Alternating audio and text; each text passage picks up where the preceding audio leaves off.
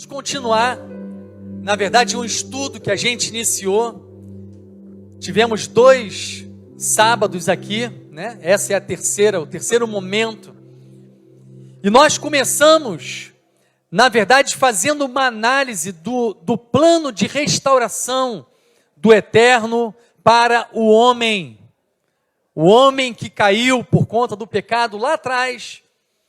E nós vimos que o Eterno estabeleceu um plano de restauração desse homem, um plano de restauração da humanidade, do homem criado para uma vida de intimidade com o Eterno, o homem para viver uma eternidade com o Senhor. Mas após o pecado, nós vimos que o homem decai dessa posição, ele sofre uma deformação. E aí nós vimos que o Eterno estabelece um plano de restauração desse homem. Eu vou tentar ser breve para poder a gente pegar e chegar onde eu quero chegar hoje aqui. E nós vimos que o primeiro plano estabelecido pelo Eterno veio através de uma linhagem. Lembra? Ele contemplou através de Abel um coração bem posicionado, e em Abel ele ia realizar esse projeto, mas diz que Caim mata Abel, e aí depois diz que o Eterno coloca, ele dá Set no lugar de Abel, e a partir de Set a gente vê um processo, um caminho através de uma linhagem, de onde teríamos a realização de um potencial para restaurar o homem, que seria a linhagem do Machia. Por isso, se você pegar essa linhagem, você vai ver que é uma linhagem restauradora. Você vai ver que ali houve a primeira adoração, um primeiro momento de se voltar e orar ao Eterno, de caminhar com o Eterno, e você vê isso naquela linhagem estabelecida. E aí, essa linhagem, nós chegamos até Abraão. Chegamos em Abraão. Em Abraão, o Eterno libera uma palavra sobre Abraão naquele momento, dizendo que através da descendência dele, através dessa linhagem, havia nessa linhagem, um potencial de multiplicação, um potencial que está dentro de um plano de restauração do Eterno. E aí, através dessa linhagem, Abraão, Isaque, Jacó, as 12 tribos, Israel. E nós vimos que nesse plano, na liberação desse potencial, na linhagem ali, naquele momento com Abraão, nós temos 2 aspectos diferentes. Um aspecto é físico, fala de uma descendência física, sanguínea. Quando ele fala, será como os grãos de areia do litoral. Está falando de algo terreno, físico, de sangue, de carne. E nós vimos então que o que está sendo proclamado pelo Eterno em Abraão ali, aquela promessa, é que viria uma descendência física, descendente de Abraão físicos, de sangue. E através dessa descendência, o Eterno estaria estabelecendo algo, um caminho de restauração ao homem. Mas não parou ali.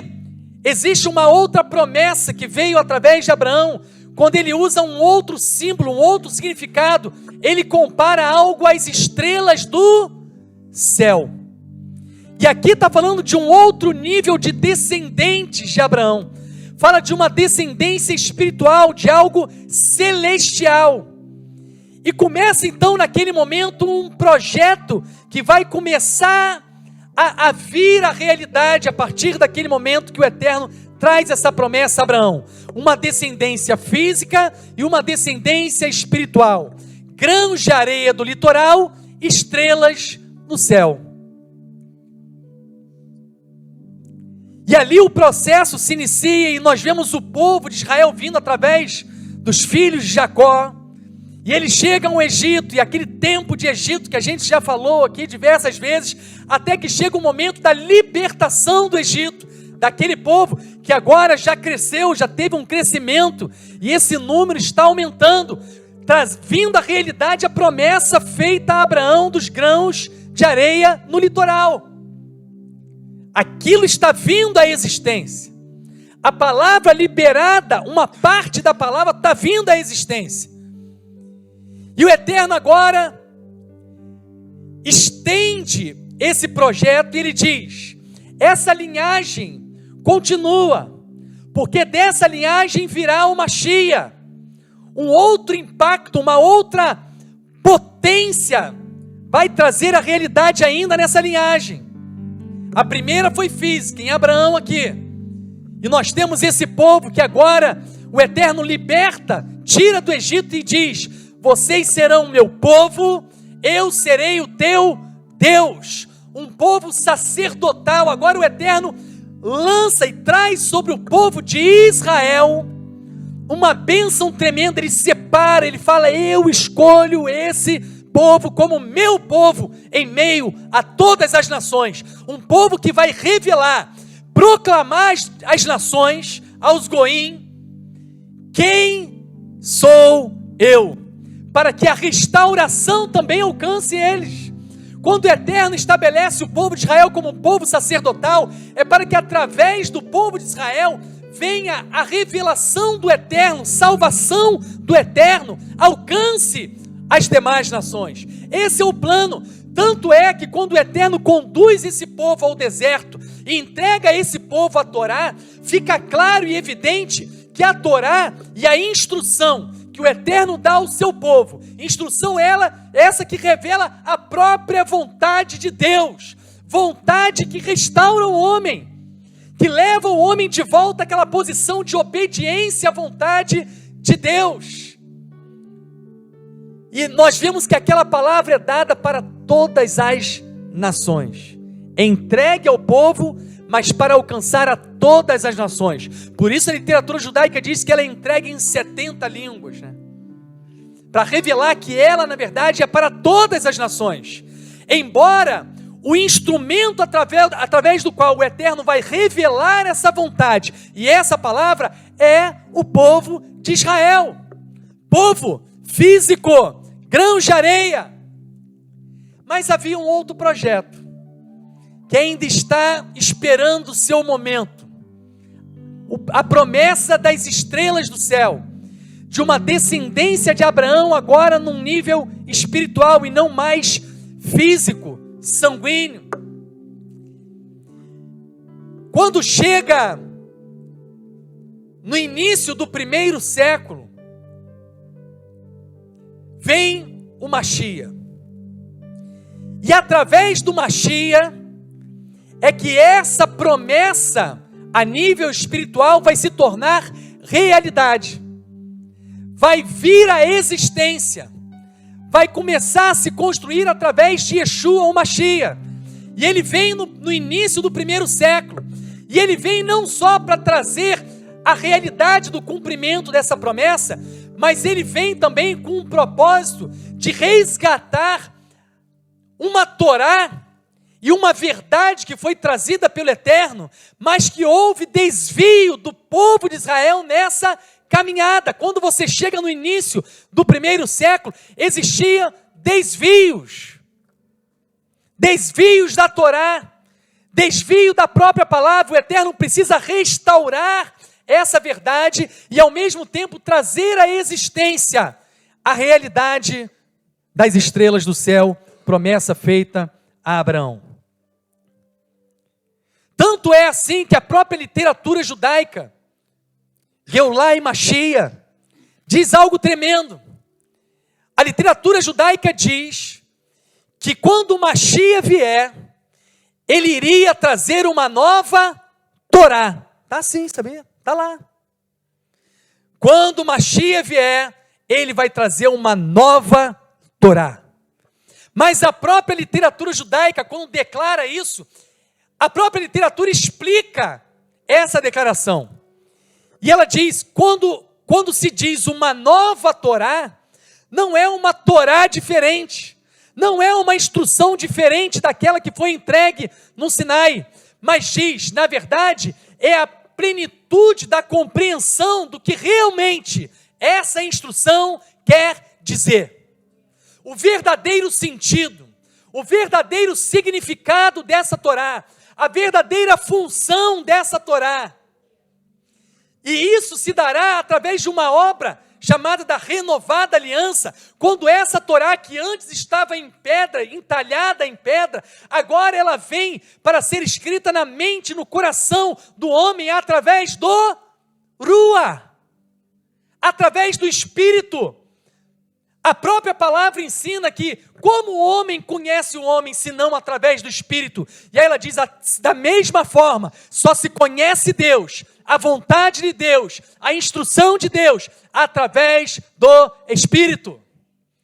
E aí esse Espírito, através da obra de Yeshua, nós vamos ver esse Espírito, através do Mashiach, chega a cada um de nós, através do sacrifício dele, da morte dele. Lembra? Se o grão não cair na terra e não morrer, ele não tem como produzir. Mas se ele cai e morre, ele produz filhos. Esse foi o grande potencial da obra de Yeshua, o Mashiach. Através da sua morte, ele fala, aguarde, porque agora estava chegando o Pentecostes, vive a realidade de Pessah, Matzot, primícia, ele com a primícia da ressurreição dentre os mortos, ele cumpre todo aquele projeto revelado nas celebrações, e agora ele fala, aguarda, que vai chegar um momento impactante, um momento onde a promessa feita a Abraão, de trazer a realidade agora, filhos em um nível espiritual, não só filhos agora físicos, mas de uma realidade espiritual, e eu vou renovar aquela aliança com esses físicos. Está dando para entender, gente? Então, o derramar desse Espírito vem renovar essa aliança, vem trazer essa essência para dentro desse povo e ao mesmo tempo produzir filhos. Aquelas estrelas agora nascem, vem a realidade, gerados não do sangue, não da carne, mas gerados pelo Espírito.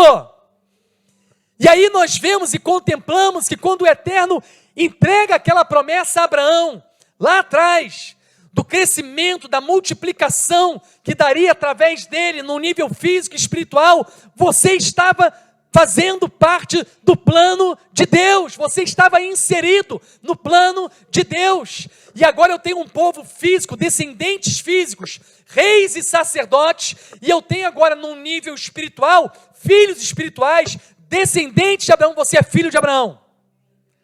Precisamos entender quem nós somos no meio desse contexto. É isso que a gente tem falado aqui. Filhos de Abraão. Você que não era povo, agora você é povo de Deus, nação santa, povo sacerdotal. Você faz parte dessa aliança. Mas nada disso seria possível se não fosse através desse povo que foi chamado, escolhido e separado. Então hoje eu quero voltar aqui a esse início, o início do cumprimento desse propósito, ou melhor, ao início do primeiro século. Porque eu acredito que se Yeshua hoje entrasse em uma congregação cristã e ouvisse uma ministração acerca do Messias, ele ia olhar para o irmão do lado e ia falar, estão falando de quem? De quem que esse pessoal está falando? Porque na verdade, a igreja, nós vamos pegar esse caminho todo, a igreja com o passar dos séculos, ela foi desfigurando o Mashiach, desfigurando quem era Yeshua, se separando e se afastando desse povo que foi escolhido pelo próprio Eterno para ser um povo sacerdotal, para revelar quem Ele é ao mundo. E meu amigo, e ao fazer isso, você se afasta da grande revelação de quem é o próprio Eterno. O povo, quando sai do Egito, a mensagem de Moshe para o povo é: Moshe, eu serei o que serei, Erie, Asher, Erie. E ele estava dizendo ali, à medida que vocês forem caminhando com o meu povo, eu vou ensinando para vocês quem eu sou, eu vou me revelando a vocês. E toda essa revelação de quem era o Eterno, da obra do Eterno, da forma que ele iria restaurar o homem, aquela comunhão inicial, tudo isso está impregnado na vida, na tradição, na cultura, no dia a dia desse povo escolhido. Quando eles celebram, a celebração não foi uma invenção de um homem, foi o próprio Eterno que deu, foi o próprio Eterno que revelou como fazer, como realizar, quando celebrar. O Eterno, durante todos aqueles milênios, foi se revelando ao povo, entregando seus mistérios. A palavra diz que a eles foram dados, entregues, os oráculos de Deus, os mistérios de Deus. E durante a história da igreja, ela se afasta de tal forma desse povo que perde essa revelação, perde a identidade de quem é o próprio Eterno. A tal ponto de que quando você olha para a figura, o pensamento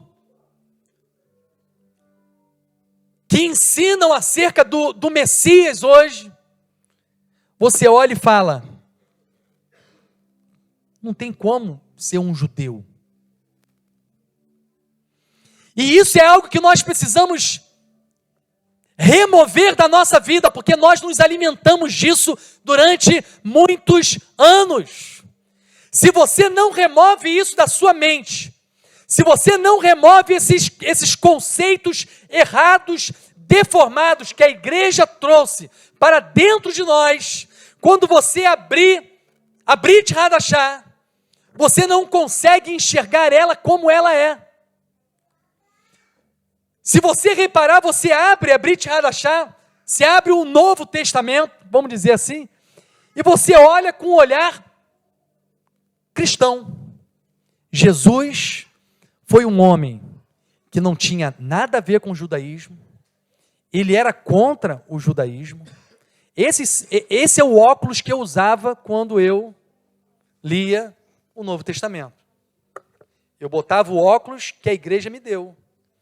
E esse óculos eu olhava e eu dizia assim, Jesus nunca foi judeu, pelo contrário, ele combatia o judaísmo, porque o judaísmo não tinha nada que prestava. Não tinha nada que prestasse no meio do judaísmo. Eu olhava para aqui e falava, Jesus, como viu que nada lhe prestava, que o que o povo judeu fazia estava tudo errado, inclusive mataram ele. Mataram ele.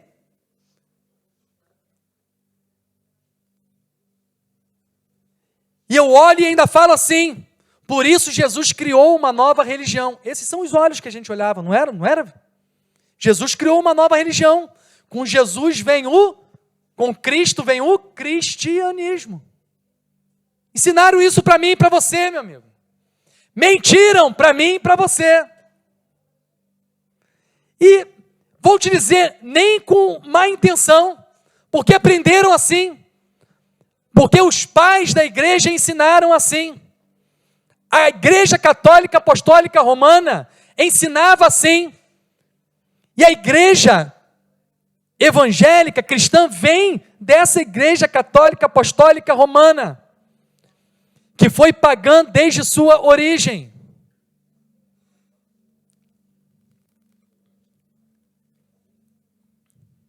E aí, quando olhamos para as escrituras no tempo, o que retrata acerca do primeiro século, nós ficamos meio que perdidos.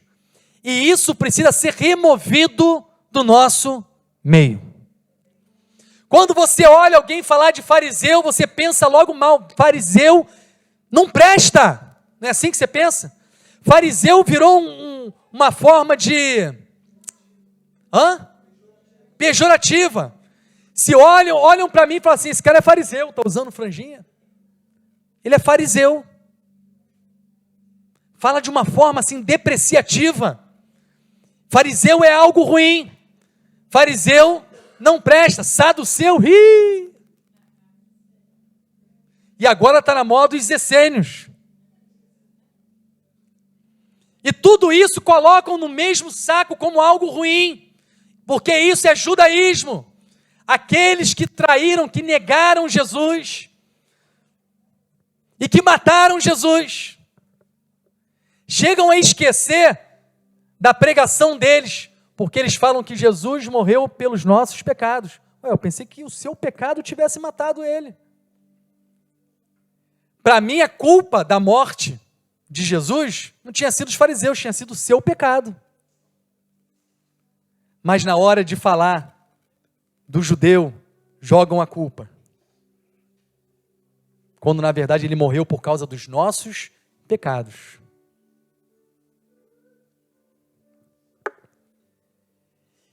Então nós precisamos, e meu objetivo hoje aqui, é voltar ao início desse primeiro século, para que a gente possa entender, havia um povo escolhido por Deus, foi Ele que escolheu, e em meio àquele povo existiam alguns grupos, alguns segmentos ali, que a gente vê muito claro, definidos aqui no Novo Testamento. Você vê os fariseus, você vê os saduceus, você vê os essênios, todos eles judeus, segmentos do judaísmo. Quem escreveu o Novo Testamento? Quem são os autores? Judeu. O fundamento dos escritos aqui é a Torá. Todo o ensino está fundamentado na Torá. Como você diz que isso não presta? Se vem dele, se foi dado para ele, se a nossa base da fé são essas palavras.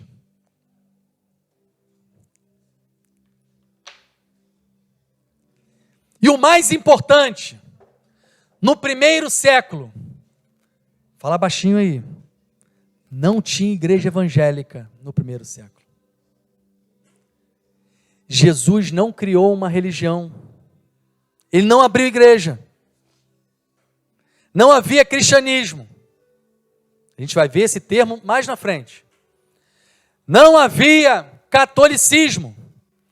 Por mais que a igreja católica queira dizer que Pedro foi o primeiro papa da igreja, está longe disso. Muito depois. Quem era Jesus? Essa é a pergunta. Parece que a gente não para pensar nisso. Coisas simples. Por isso que eu gosto da Parashá Ekev, que fala, ela traz a importância das pequenas coisas. Precisamos rever os nossos conceitos, reformar, ou melhor, restaurar os nossos conceitos. Quem era Jesus? Quem foi Jesus? Onde nasceu Jesus? Quem era o pai e a mãe de Jesus? Judeus, praticantes do judaísmo. Embora não possa afirmar 100%, mas ousaria até dizer que José era fariseu. Fazendo uma análise histórica, e você vai ver o porquê que eu estou falando isso, grande probabilidade, José era fariseu. Realizava os ritos, os costumes, as tradições do judaísmo, porque essa era a fé dele. Fé essa que surgiu a partir de tudo aquilo que o Eterno revelou ao seu povo. Maria vivia uma realidade judaica. Essa era a realidade da fé desse povo, gente. E Jesus nasce em meio a essa casa, aonde esse padrão é ensinado.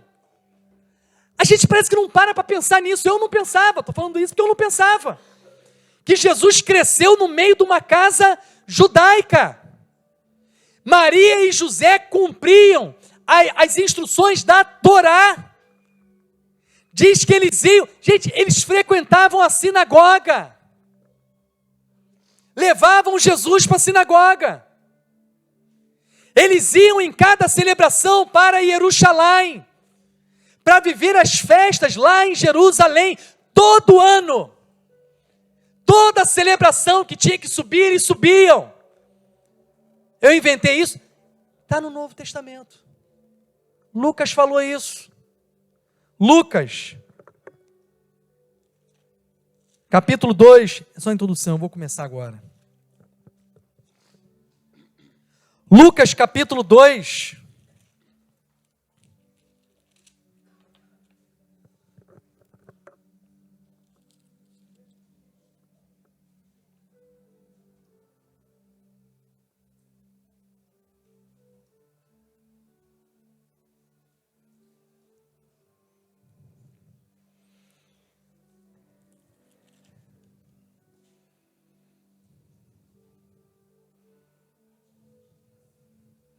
Eu vou ter que ler mais um pouquinho.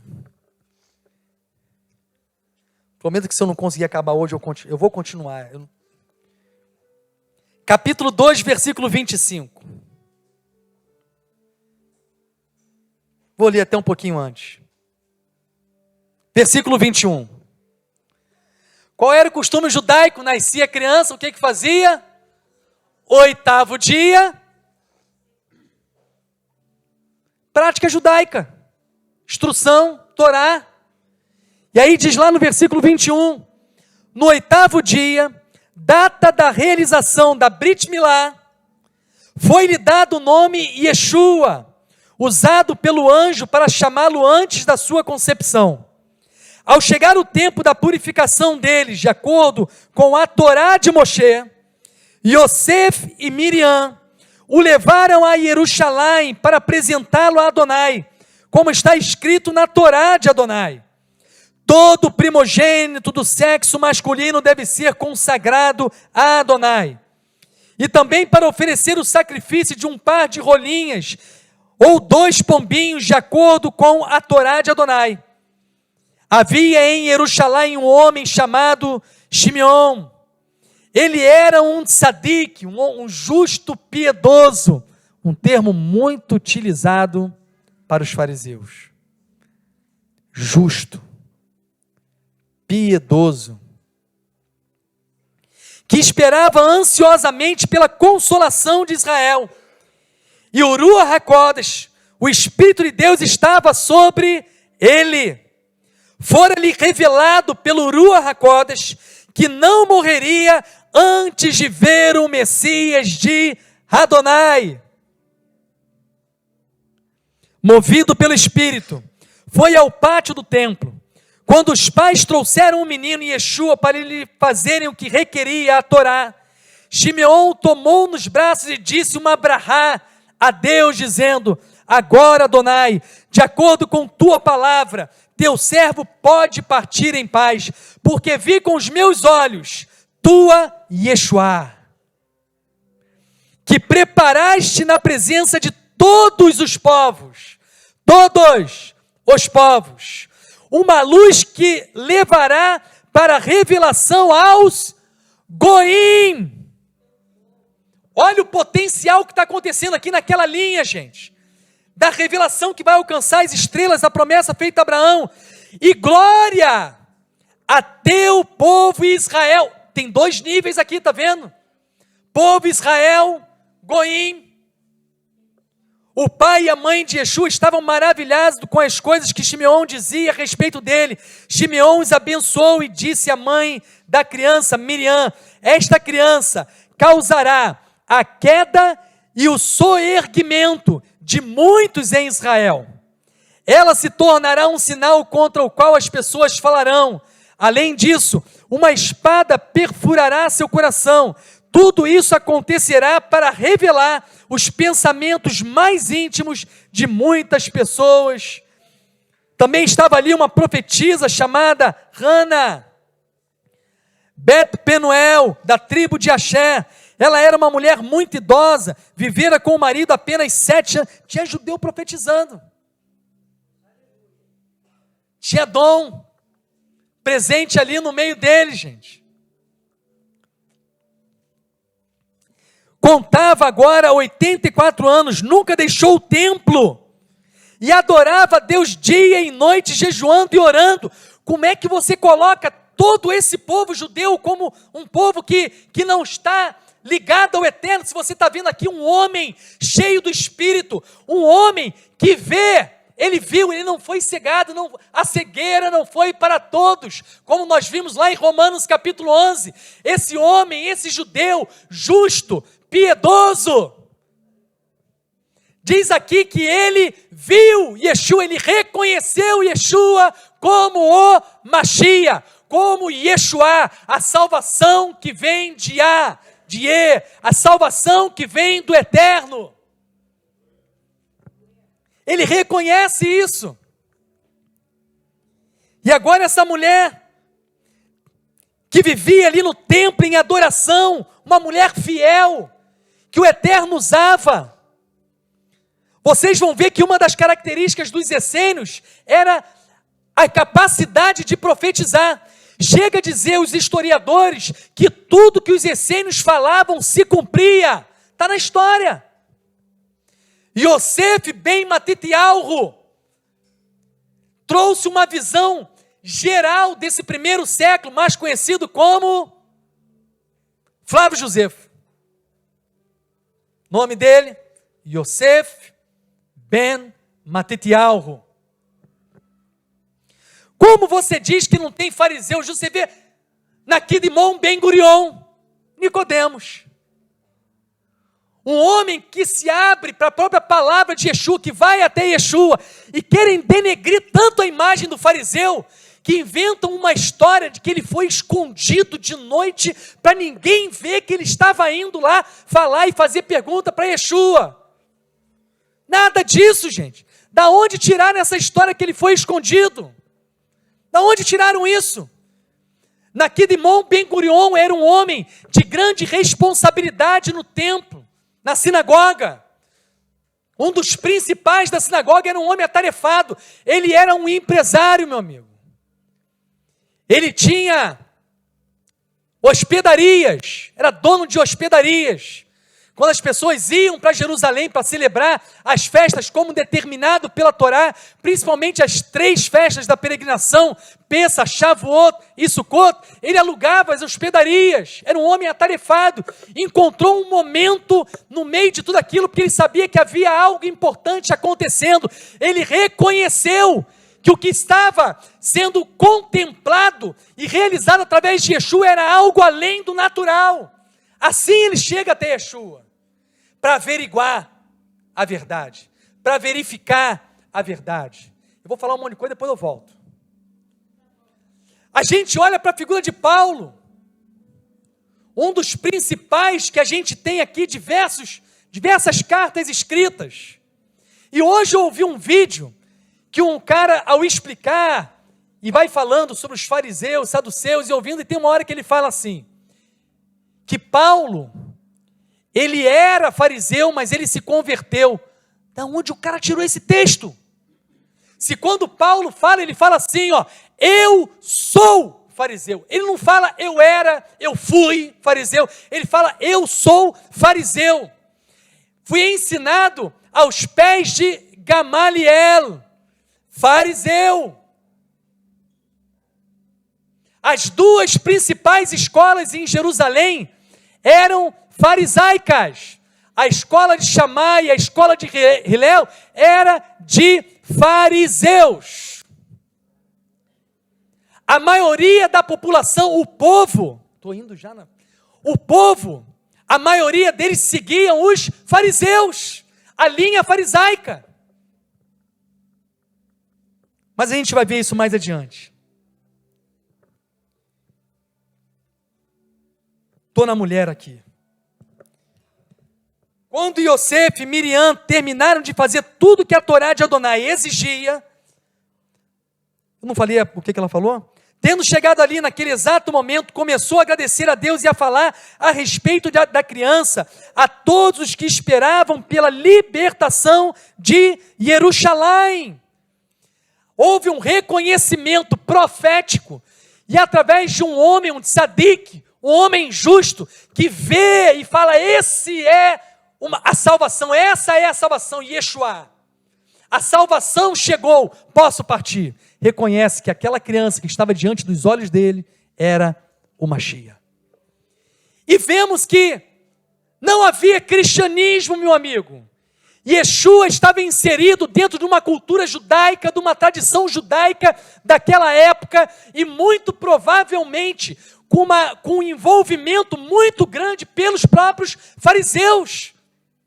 porque ele fazia parte, vou falar assim, do povão. E os fariseus alcançavam exatamente essa classe, do povo. Os fariseus estavam mais próximos do povo, diferente dos saduceus. Nós vamos ver isso. Mas o importante deixar claro aqui é que a realidade daquele tempo era judaica. Era judaica. Não havia nada mais além disso. E agora eu vou entrar, passa para mim, filho, por favor.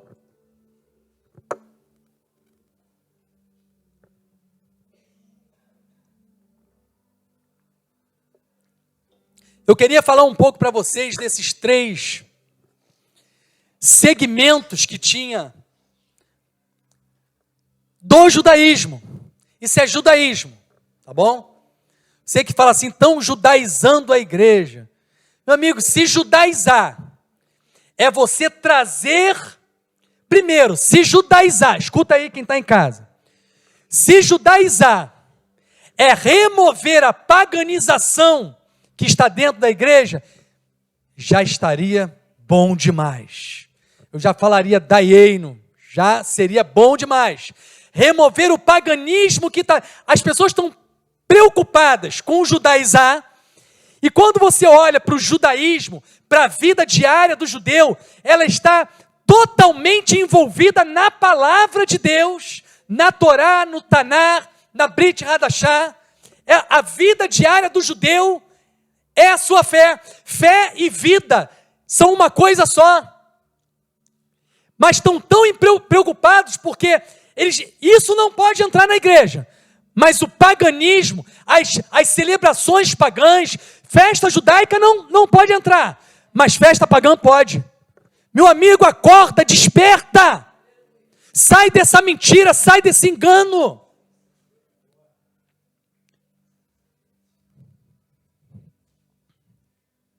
Mas vamos lá. Se judaizar é voltar aos princípios, aos conceitos, às tradições, a tudo aquilo que revela o eterno, a tudo aquilo que traz para mim de uma forma física, ensinamentos da palavra, isso eu quero. Se você me mostrar alguma coisa que nós realizamos, eu vou falar de nós, porque eu não vou falar de outro. Se você me mostrar uma coisa que nós realizamos aqui, e que não traz ensinamento da palavra, se você me mostrar alguma coisa que eu faço fisicamente aqui, ou que eu uso fisicamente, ou que eu celebro fisicamente, e que não tem significado relacionado à palavra, eu deixo de fazer na hora. É só me mostrar. Porque tudo que nós realizamos e praticamos, ainda as coisas da tradição, que não estão na Torá escrita, mas que fazem parte da tradição, mas se essa tradição é uma tradição que tem como origem, fundamento da criação daquilo, o ensinamento da palavra, o trazer a lembrança da palavra, meu amigo, isso é bom demais. É melhor do que praticar coisas que nada tem a ver com a palavra. É melhor do que colocar no meio da igreja, como muitos fazem, um pau de sebo, nesse período, e bota um prêmiozinho lá em cima, e bota os outros para subir o pau de sebo. O pessoal conhece pau de sebo, não conhece? Você sabe o que é o pau de sebo? A origem do pau de sebo? É o órgão sexual do Deus. É o órgão sexual do Deus. Em cima, a representação é um ninho. Se você pesquisar, você vai ver que a origem desse pau de sebo colocado nessa época, muitos prendem lá em cima fitas coloridas, já viu isso? E as pessoas nesse tempo vão cruzando as fitas e vão trançando. Isso é a união do Deus com a deusa. E isso estão celebrando. Mas isso não tem problema. O problema é celebrar Sukkot, como está na Torá. Problema é celebrar Pessa, na data que o Eterno manda celebrar. Isso é problema, isso é judaizar. Se isso é judaizar, meu amigo, nós estamos judaizando. Se judaizar é cumprir o que está na palavra, eu vou judaizar. Amém? Então, pode falar à vontade que eu estou judaizando, que eu vou concordar. Tá bom? Então a gente, não sei porque eu falei tudo isso, precisamos entender, essa era a realidade do primeiro século, do início ali. A gente ainda está no início do primeiro século. Vamos entender então, esses grupos que existiam, que na verdade eram grupos, eram segmentos, alguns chamam de seitas, eu não gosto muito desse termo, eu gosto de segmentos que tinha dentro do judaísmo. E tinha alguns que são principais, os fariseus, saduceus, essênios, por que não falar e colocar aqui também os zelotes?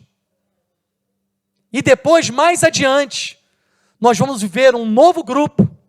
Vocês lembram que eu tracei aquela linha? A linhagem, depois daquela linhagem, um povo sanguíneo, lá em cima as estrelas, uma linha espiritual, e desse povo aqui físico, surgiu uma nova linha, os remanescentes. Você lembra? Dentro desses remanescentes, nós vamos ver um novo grupo. Não saiu dali? Um novo grupo, que a gente vai ver mais adiante, acredito que não hoje, chamados de os do caminho e também Netzarim. 2 termos que eram utilizados para esse grupo aqui. Quem são esses? Judeus, mais uma vez. E diz a história, diz a literatura, os historiadores dizem que só havia uma diferença entre esses do caminho, que querem dizer que são os cristãos já, mas não é, não chegamos lá ainda. Só havia uma diferença entre eles e esse povo. Sabe qual era? Eles reconheciam que Yeshua era o Mashiach. Essa era a diferença.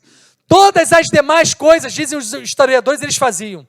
As tradições, as festas, o Shabat, tudo eles cumpriam. A única diferença é que eles diziam, Yeshua é o Mashiach. Como esse homem aqui fala. Como essa profetisa revela. Mas haviam esses grupos, e quem eram esses grupos naquela época, para a gente entender qual o ambiente que nós estamos, em meio a qual ambiente veio Yeshua. Lembrando já um ponto, porque nós falamos disso, precisamos retornar à igreja do primeiro século, a gente fala assim? Saiba de uma coisa, tira até essa palavra igreja, porque também não estava aqui ainda. Retornar à realidade do primeiro século é retornar a um ponto onde já tinha desvios. Tanto tinha que Yeshua estava, através da palavra, buscando a correção. O próprio Yohanan, João, conhecido como João Batista, o imersor, estava proclamando essa mudança, a chegada dessa mudança, o tempo de chegada dessa mudança, e que viria através de Yeshua. Então, já havia distorção na Torá. Então, essa Torá precisava ser restaurada. O verdadeiro sentido da instrução precisava chegar até eles.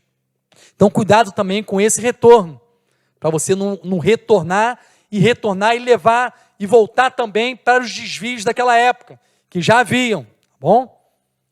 Mas a leitura, até que hora que eu tenho que vigiar, né? Eu vou começar a leitura agora. Atos, vamos ler alguns textos. Atos, capítulo 22. Estou lendo Atos. Atos, capítulo 22, do versículo 1 ao versículo 4.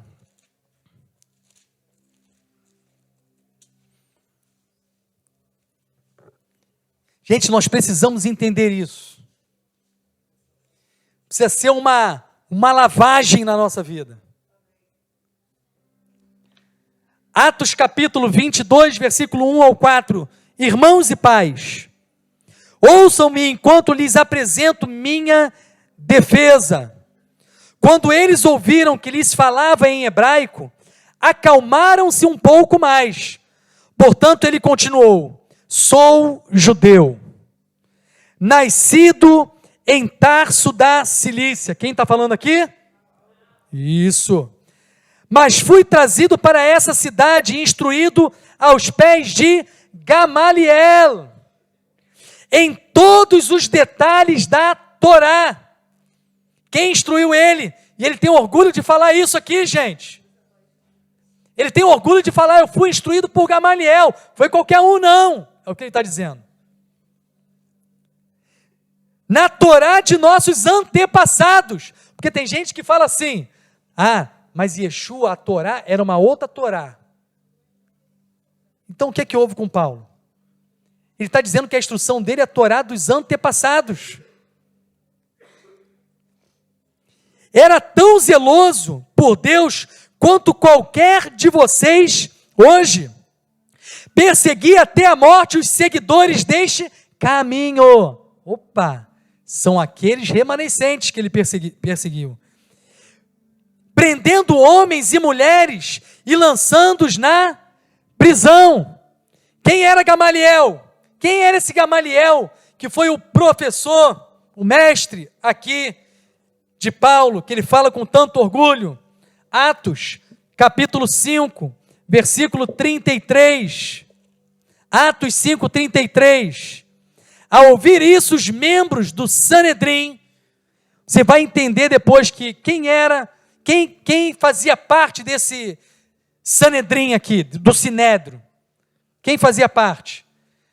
A maioria saduceu, mas também fariseu. Eles formavam o Sanedrim. Ficaram furiosos e queriam matar os emissários. Mas um deles, Parush, sabe o que é Parush? Fariseu. Quem era fariseu aqui? Chamado Gamaliel, mestre da Torá, muito respeitado por todo o povo. Ordenou que os homens fossem retirados por um momento e dirigiu-se à corte. Homens de Israel, cuidado com o que vocês pretendem fazer a essas pessoas. É um fariseu falando, tá, gente? É um fariseu que o pessoal fala aí que não presta, que é tudo gente ruim. Olha o que ele está dizendo. Há algum tempo aconteceu uma rebelião liderada por Todá, alegando ser alguém especial, e certo número de homens, cerca de 400, se ajuntaram a ele.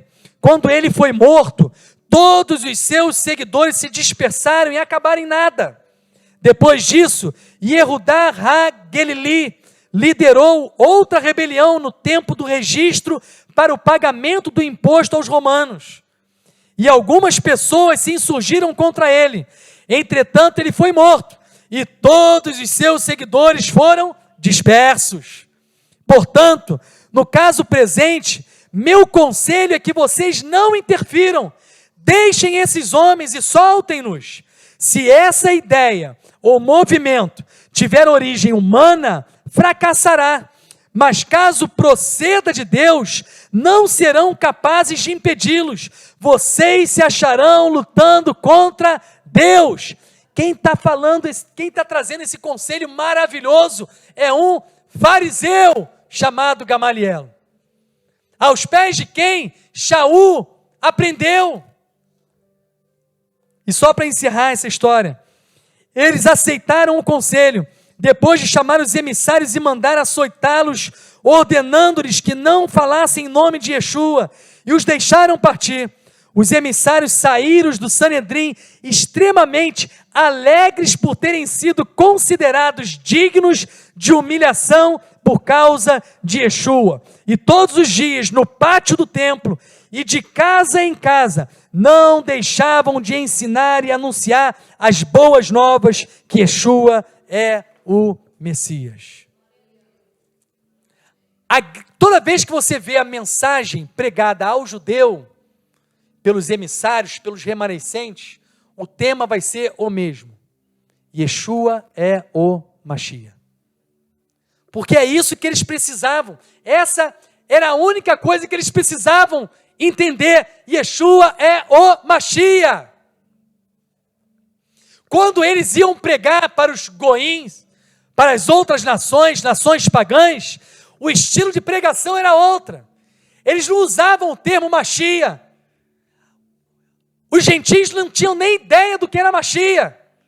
Quem tinha ideia do que era Mashiach eram os judeus. A pregação aos goim era outra. Era abandone o pecado, abandone os seus deuses, se arrependa.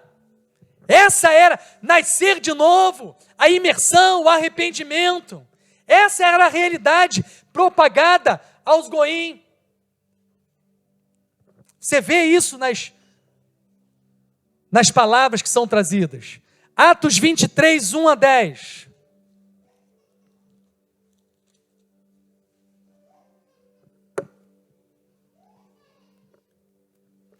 Shaul olhou diretamente para eles e disse: irmãos, tenho cumprido o meu dever para com Deus com toda boa consciência até o dia de hoje. Contudo, Cohen, Hagadol, Hanania, ordenou aos que estavam perto de Shaul que lhe batessem na boca. Então Shaul lhe disse: Deus o ferirá, parede embranquecida. Você está aí para me julgar de acordo com a Torá, contudo a transgride, mandando me bater? Os que estavam perto de Shaul disseram: é o Cohen Hagadol de Deus que você está insultando. Shaul disse: irmãos, eu não sabia que ele era o Cohen Hagadol, pois está escrito na Torá: você não deve falar de forma depreciativa a respeito de um líder do seu povo. Sabendo, porém, que parte do Sinédrio, Sanedrim, era composto por... Como que era composto o Sinédrio? Por saduceus e fariseus, seduquim e demais perushim. Como que era formado o Sinédrio? Fariseus e saduceus, que a gente vai ver daqui a pouco quem são eles.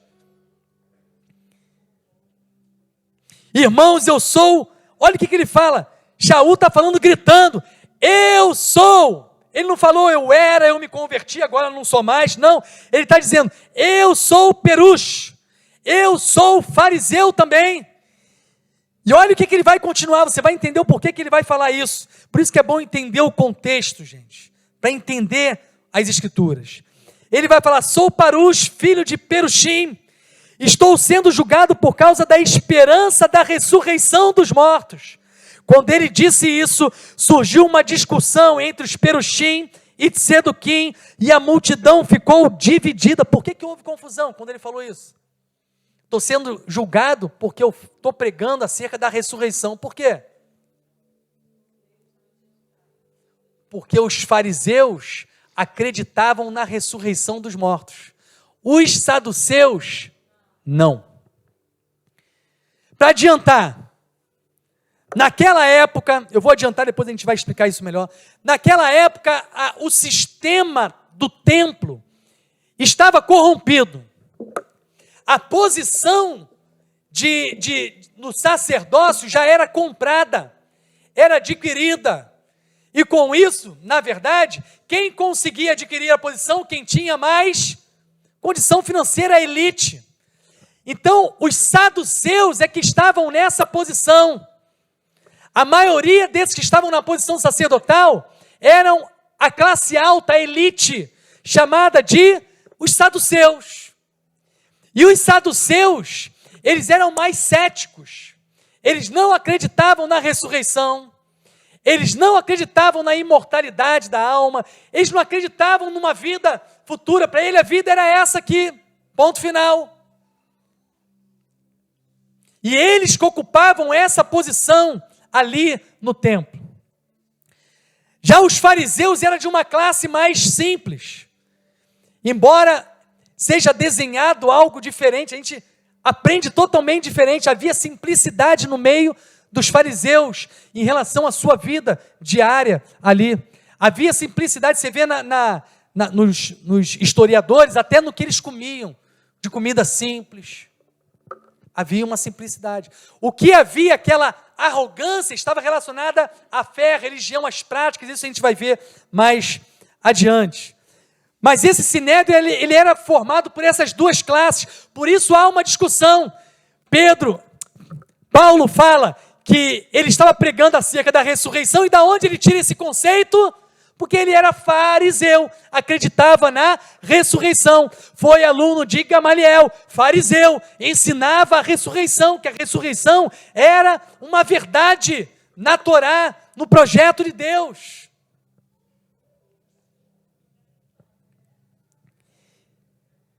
E aí diz, porque os seduquim negam a ressurreição e a existência de anjos e espíritos. Os saduceus negam a existência de anjos e espíritos. E olha o que diz.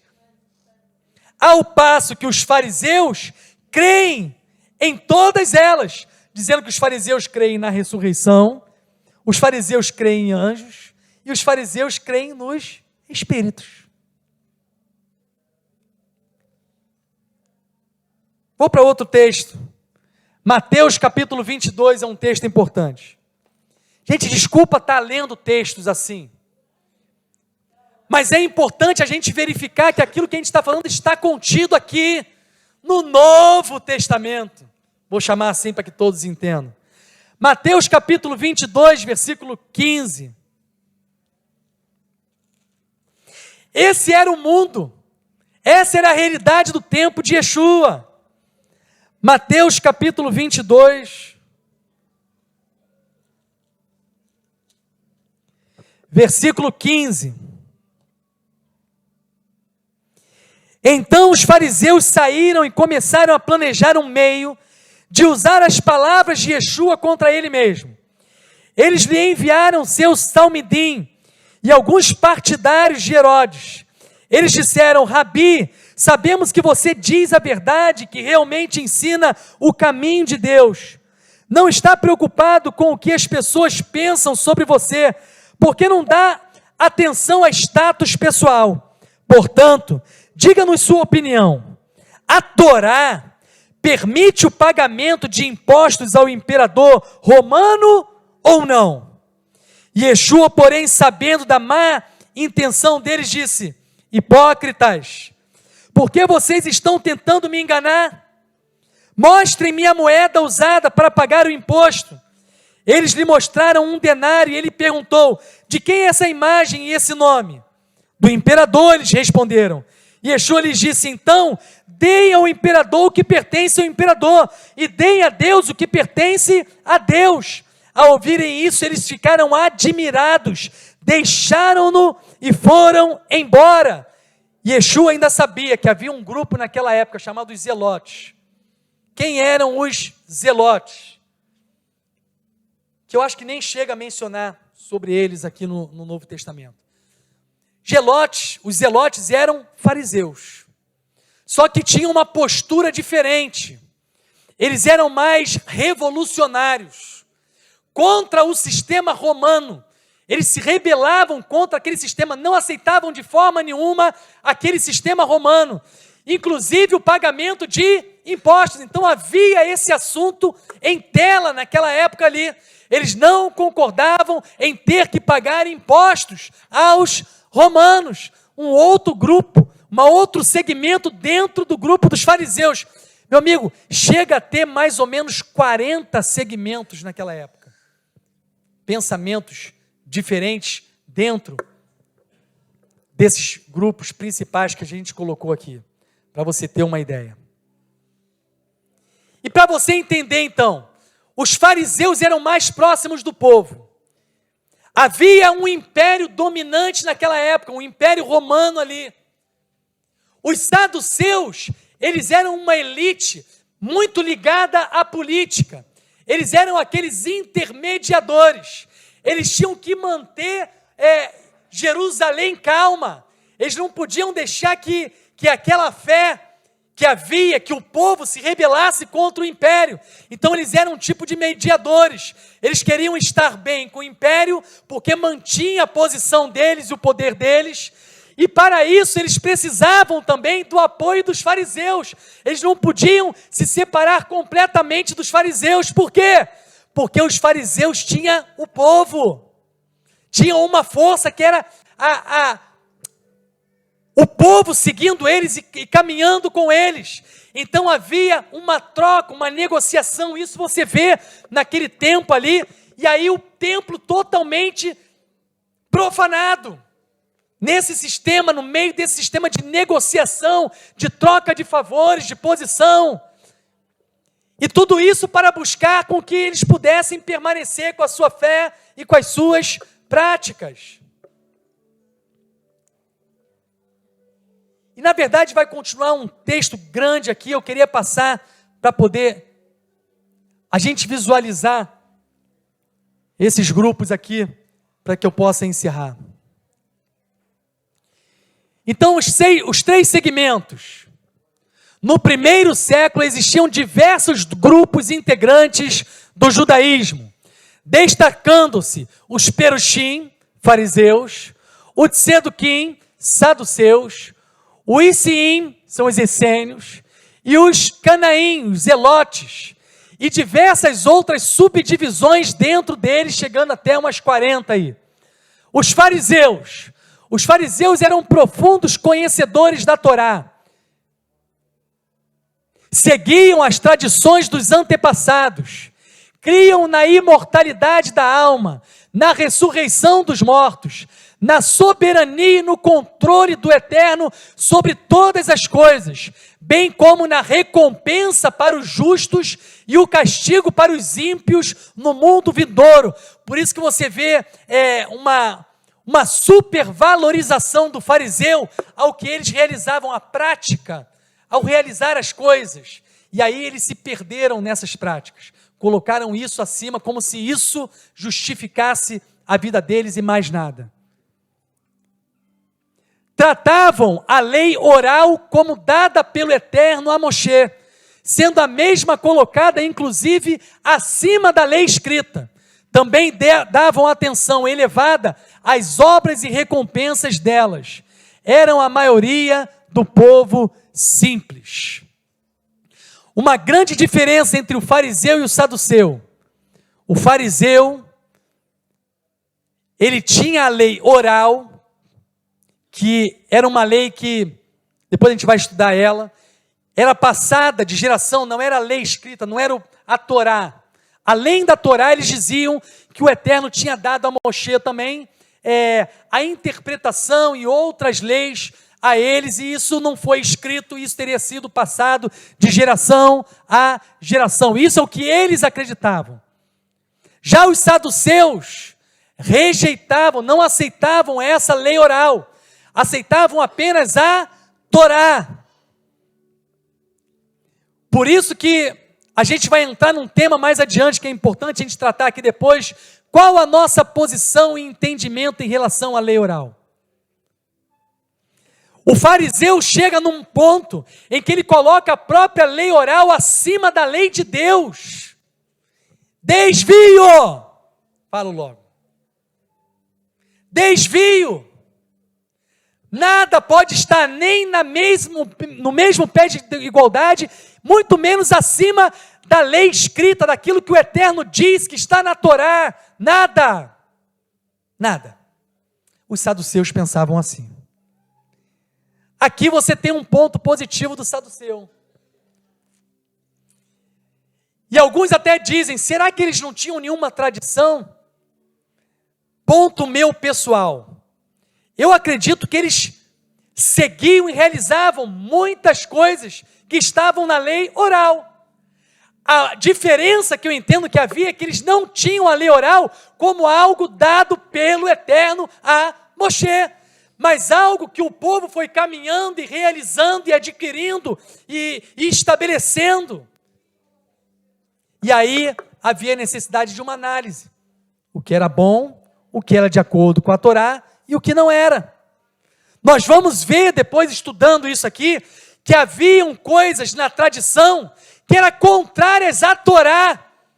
E Yeshua repreendeu os fariseus por isso, porque estavam praticando, colocando muitas das tuas tradições, e para realizar isso, descumprir a própria Torá. E Yeshua então vai e repreende essa prática. Ele vem restaurar essa realidade, gente. Trazer restauração também àquele tempo e aos judeus. Saduceus. Compunham os saduceus a classe sacerdotal e a elite dominante, centrando seus interesses mais na vida política. Para eles, as almas morrem com os corpos. Eram observadores apenas da Torá, olha aqui. Não acreditavam em ressurreição, nem em anjo, nem em espírito. Não acreditavam na ressurreição, e não tinham a lei oral. Não seguiam essa lei oral. Aí você pergunta, De repente, e da onde começou esses segmentos, esses grupos? Aonde surgiu? Não há uma clareza histórica, por exemplo, de onde surgiu, como surgiu os fariseus. Há quem remonte ao período de Neemias e Esdras. Há quem remonte àquele período dos Macabeus, da dinastia Asmoneus, daquele período que a gente celebra em Hanukkah, lembra?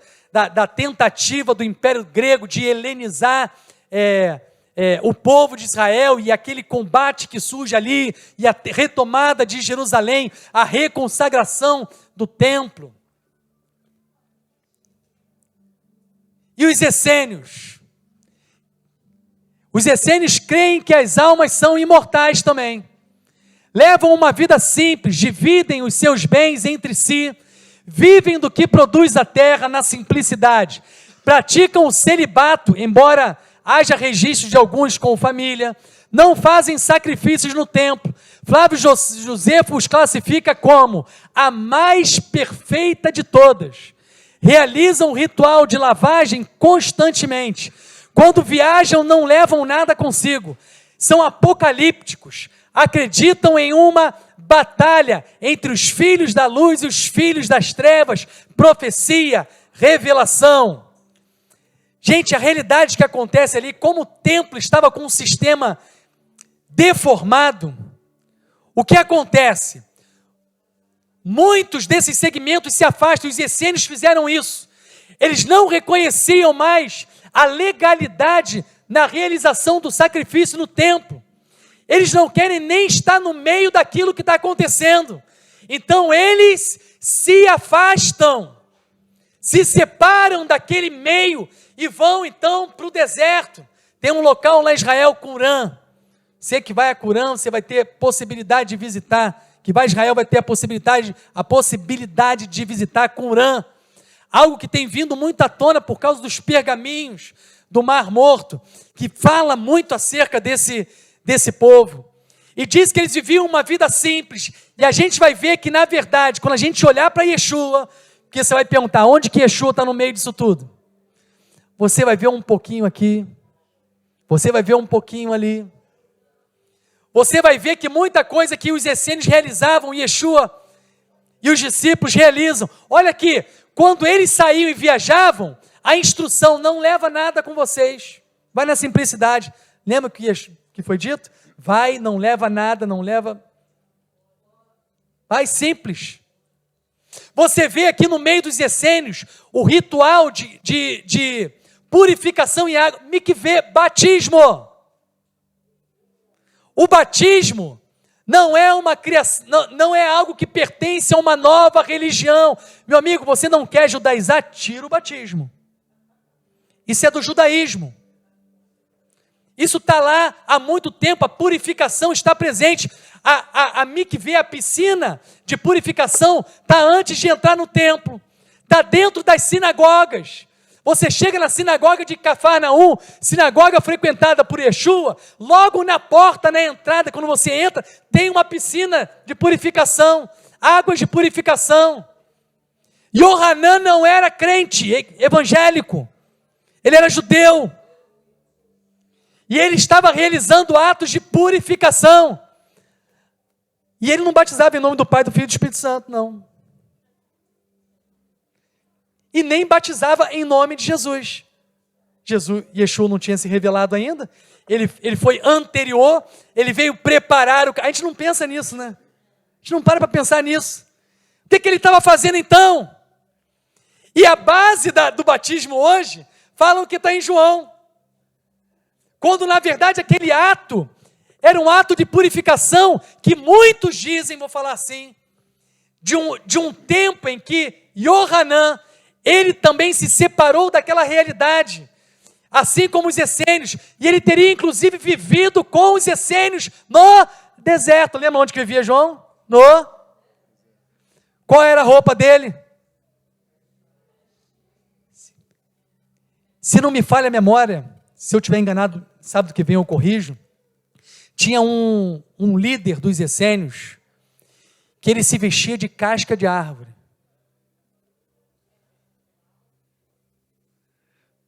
João se vestia de quê?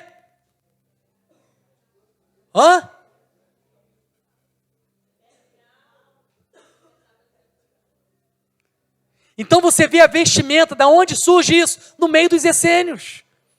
Eles vestiam vestes simples, um tecido de linho branco.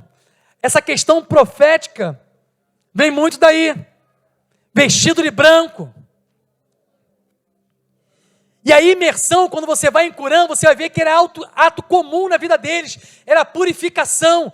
Eles propagavam que eles estavam vivendo um tempo apocalíptico, estava próximo do fim, eles estavam se preparando para essa grande batalha, porque eles se viam como os eleitos que estariam envolvidos nessa grande batalha, e viviam essa imersão. Da onde que João tira isso? Lá em Qumran, quando nós fomos em Qumran, se não me falha a memória também, tinha até um documento que acreditam que pode ser registro da presença de Yohanan no meio deles, como um dos integrantes dos essênios, mas que ele, por algum motivo que ninguém sabe dizer o que é, ele não concluiu o seu processo, que eu acho que durava 1 ano, esse processo.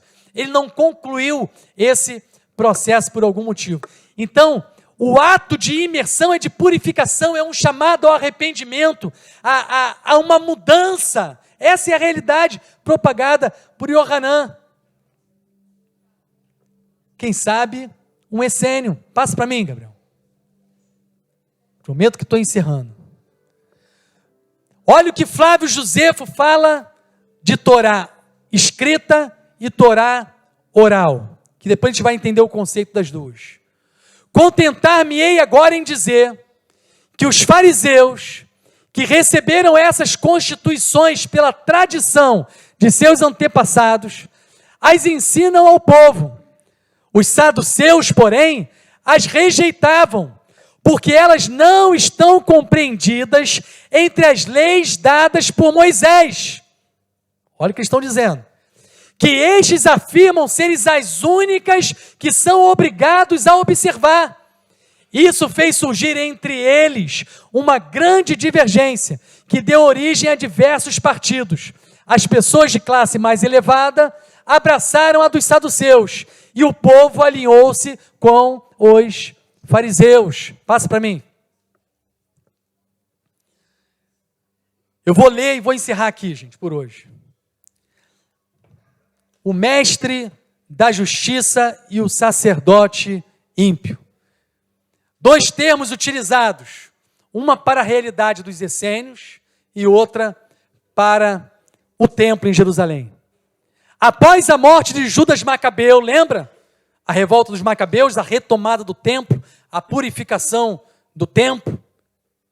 Seu irmão Jonatas Macabeu assumiu o governo, que perdurou de 160 a 143 a.C. Este Jonatas, que é identificado pela maioria dos especialistas como o chamado sacerdote ímpio, isso se deu porque Jonatas celebrou acordo com o rei sírio Alexandre Balas, filho de Antíoco Epifânio, sendo por esse nomeado para o cargo de Cohen Hagadol. Ainda que Jonatas fosse de família sacerdotal, sua nomeação para o cargo foi ilegal, porque um pagão não poderia escolher quem seria o sumo sacerdote do Eterno, e tradicionalmente os sumos sacerdotes descendiam da família dos Oníadas. Assim, Jonatas passou a exercer tanto poder político quanto religioso, e sua nomeação ilícita causou o descontentamento de judeus piedosos, que passaram a repudiá-lo como sacerdote ímpio. Os piedosos deixaram Jerusalém porque achavam que eram ilegais a adoração e o sacrifício no templo, apresentados pelo sacerdote ímpio. E então passaram a vagar durante 20 anos no deserto, até encontrarem o mestre da justiça. Por sua vez, o mestre da justiça seria um sacerdote descendente de Sadoc, sendo que este último foi amigo e sumo sacerdote do rei Davi, chegando a ungir Shlomo como rei. Também descontente com o sacerdócio ilegal de Jonatas, o mestre da justiça se une aos Hassidim, os piedosos, no deserto, e fundaram um grupo essênio de Qumran. E aqui você sabe então e entende, e eu vou, só passa para ver o que viria depois, filho. Aí ia falar da teve lá, passa de novo, aqui, para aí, aqui eu vou ficar. Então você entende que todo esse grupo, que começa, essa realidade que começa ali em torno de, eu vou botar a partir de 200, 150 ali, antes da era comum, ou antes da vinda do Mashiach, ali começa a surgir esses grupos, e é em meio a essa realidade que vem Yeshua, porque sábado que vem eu vou começar aqui da obra de Yeshua, do caminho dele, para chegar nesses remanescentes. Então essa era a realidade. Yeshua vivia em meio ao mundo de fariseus, de pessoas que cumpriam e seguiam a Torá, as tradições dos antepassados. Essa era a realidade que vivia Yeshua, cumprindo tradições. Eu vou te mostrar isso, que ele cumpria tradições. O problema de Yeshua não estava com a lei oral, mas quando a lei oral era contrária à Torá, quando utilizavam de uma construção de algo humano para descumprir uma instrução do Eterno, isso ele combatia. Quando a realidade era uma realidade de hipocrisia, quando a obra era apenas exterior, e havia um grande número de fariseus que eram chamados de hipócritas, porque eles tinham apenas algo exterior, mas o interior não havia, e isso era a essência fundamental. De nada adiantava eu colocar grandes franjas, para que todos vejam minhas enormes franjas, porque é a busca de algo apenas exterior e não interior. A realidade do que o tzitzit representa não estava no interior deles. É isso que Yeshua combatia. Não uso, não cumprir aquela tradição. E é isso que nós precisamos deixar muito claro aqui, porque algumas pessoas perguntam, por que você realiza essa cerimônia aqui? Isso não está na Torá, isso faz parte da tradição, porque é uma tradição boa, e eu percebo e vejo que ela é boa, quando eu olho nela, que ela está relacionada e conectada ao ensino da palavra de Deus, e alerta e chama a minha atenção para a realidade, chama a minha atenção que eu devo ser luz durante os 6 dias, chama a minha atenção que eu preciso exalar o bom perfume de Yeshua, chama a minha atenção que eu preciso demarcar e separar o sábado dos demais dias, porque o sábado foi dito como um dia especial pelo Eterno. Foi ele que disse, e eu utilizo de algo físico, material, para demarcar isso. Isso é bom, isso me ensina. Tem alguém com raiva de fariseu agora aí? Alguém aí não gosta de Paulo, fariseu? A importância de Gamaliel, um homem reconhecido por todos na época de Yeshua. A própria família de Yeshua, o Mashiach. Você viu ali os fariseus? O povo simples. A família de Yeshua era simples. E Yeshua vivia na simplicidade. E para fechar, agora fechar de verdade, a minha esposa está me olhando assim.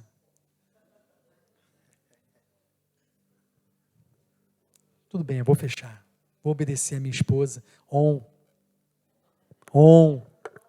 Aprendemos com on. Precisamos ouvir as nossas esposas. O objetivo que a gente tem nesses sábados, gente, é poder ser realmente um estudo. A gente precisa entender o que nós estamos fazendo e vivendo. Nós não vamos perder, nós vamos ganhar muitos sábados aqui. Eu não estou preocupado com quanto tempo a gente vai ficar aqui falando. Eu estou preocupado a gente compreender aquilo que a gente está vivendo e fazendo. De buscar entender, porque também muitos na busca dessa restauração estão acabando se desviando. E eu vou mostrar que A história também mostra esse desvio. Pelo outro lado, descambando, muitos negando Yeshua. Muitos voltando a praticar aquilo que o próprio Mashiach reclamava em relação aos fariseus, colocando a lei oral acima da Torá, da própria Torá. Por um outro lado, nós temos aqueles que desprezam completamente a lei oral. Também não é esse o caminho. Não é esse o caminho. Mas a Torá é a nossa base. A tradição, a lei oral, o que vem através desse povo, eu preciso analisar e passar pelo filtro da Torá. Está de acordo com ela? É bom, eu posso fazer. Quando Yeshua fala, vocês estão jogando um peso tão grande, vocês estão impedindo eles de entrar, porque vocês estão querendo que eles realizem algo que nem o próprio Eterno cobrou, que eles podem ou não fazer, se fizer é bom, mas se não fizer, não jogue carga sobre eles.